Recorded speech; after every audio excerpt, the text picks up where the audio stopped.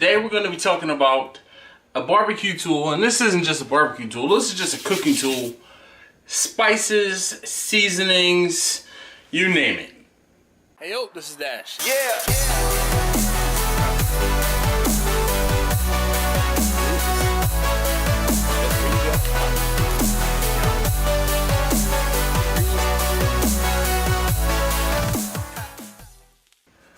Alright, so earlier you saw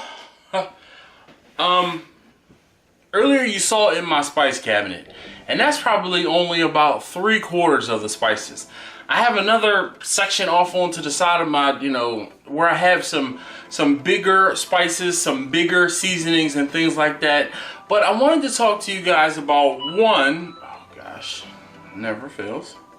I wanted to talk to you guys about making your own spices versus using something off the shelf. I personally do a mix of both. Here we go. Hopefully you're sitting down. All right. So in the beginning, when I first started doing my barbecue, I wanted to make sure that I had a consistent flavor, a consistent spice for each specific thing that I cooked. My brisket, I got pretty much nailed down. My ribs, I got pretty much nailed down. My pork shoulder, I had a little time with. The lamb, I had that one nailed down pretty quick. Chicken, I had that one nailed down pretty quick. And then I also have my chicken wings. Those are like the top things that I cook most frequently. I have everything pretty much nailed down. Now, unfortunately, I hope you didn't come here for how I season my, Unfortunately, I hope you didn't come to this video expecting me to tell you how I season my food. I'm not gonna do that. And the reason why I'm not gonna do that is because barbecue is very subjective. I can tell you I really like something, and I can tell you what really sells in my particular area or my neck of the woods, but it might not hold true for yours. So this is why this is just gonna be something general, a discussion point, a jump off point, just to give you an idea, and then you can take with it and you can tailor it to your own taste buds and or region. Because I could take some brisket that was seasoned in Texas and take it up to Chicago and they might hate it. I could take some brisket that was seasoned in Texas and take it out to California and they most certainly are gonna probably hate it. I could take a brisket that I take and I cook and I sell around here in Baltimore, and I take it down to Texas and they tell me it might be too whatever. Okay? The point I'm trying to make is, just like beer can be regional, gosh, I don't know why I can't talk this morning. Beer can be regional, as can barbecue, all right? And barbecue is definitely as subjective, if not more, than beer. So, what I want to talk to you guys about is just like a little bit of a pro tip. So if you saw inside of my spice cabinet, you saw that most of the time you're looking at your spices from the top down. Well, maybe you saw that some of my spices have little white labels on them. I use a P-Touch machine. What I've done, or what I did in the past, was I went through every single one of my spices and I put the label, or put a label on top of it, so that I could easily reach in and know what it was without having to lift each individual one up, because almost all of the bottles are the same exact height and you never know what they are unless your spices are a little higher, or you have, my in-laws have one of these. They have a spice cabinet because their kitchen wall is very shallow. They have a spice cabinet that's only about maybe 6 inches wide, and all of their spices sit on the cabinet, and you can look at each of the spices and tell exactly what it is. Mine, you saw, are inside of a little cupboard on a shelf that slides in and out. I don't have that same luxury.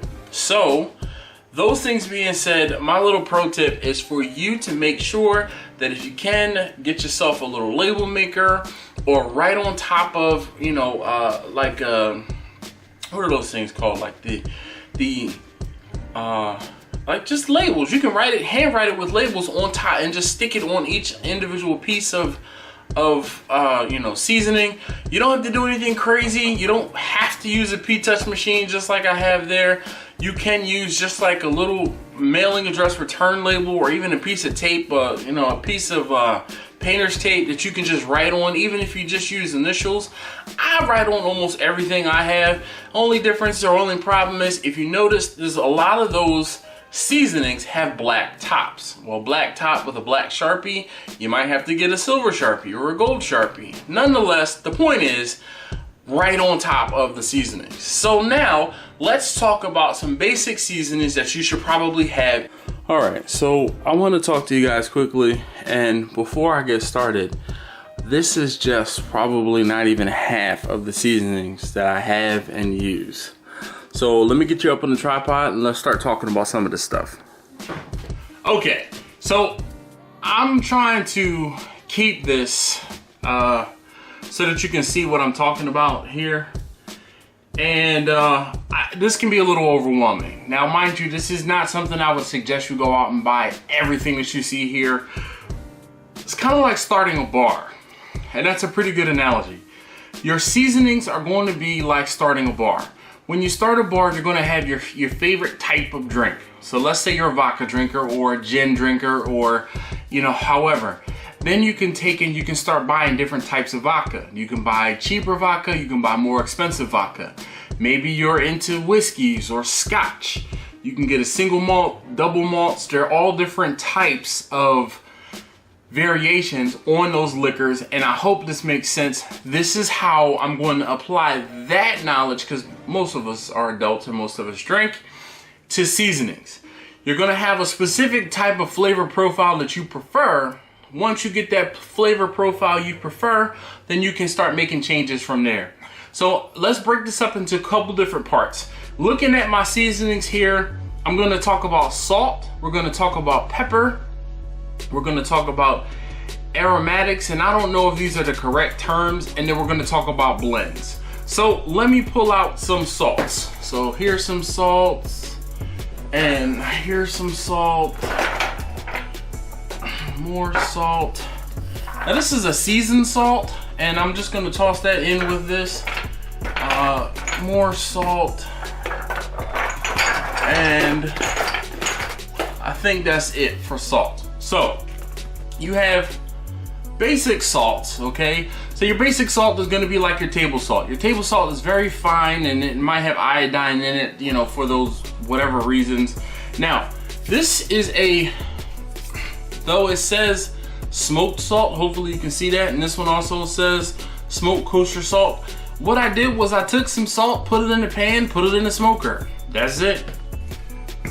I have been fond lately of this iodine, or this coarse sea salt crystals. All right. So then here's some flavored salts. Okay, you can kind of take your salt, and this is a rosemary flake, and it's just salt. So basically rosemary in with salt. So you can kind of kill two birds with one stone.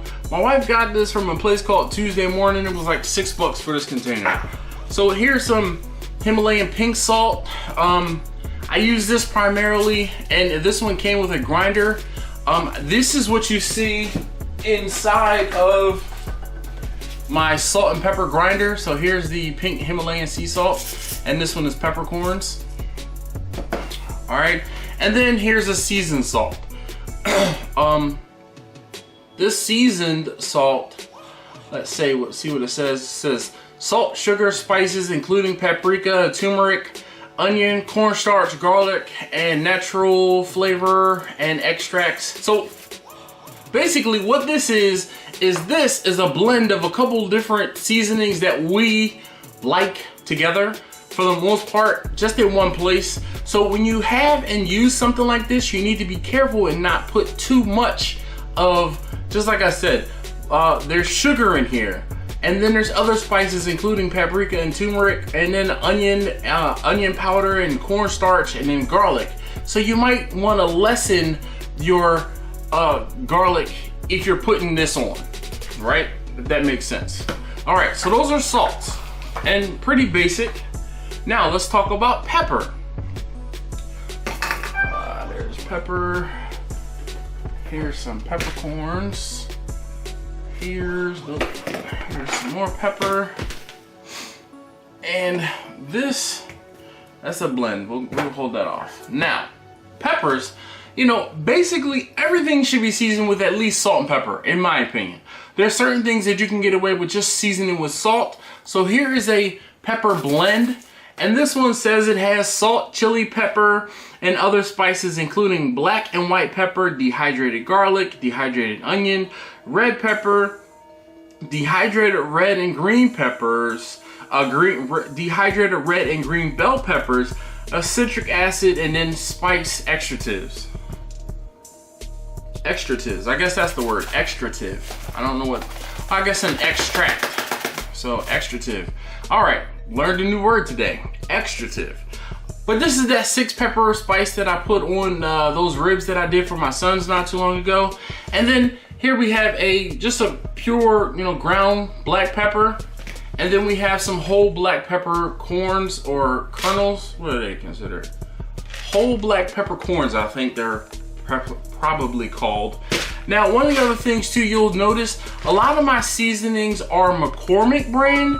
And it's just because McCormick is close to where I am in Baltimore. So we have a lot of McCormick seasonings in this particular area. So, pepper. Now,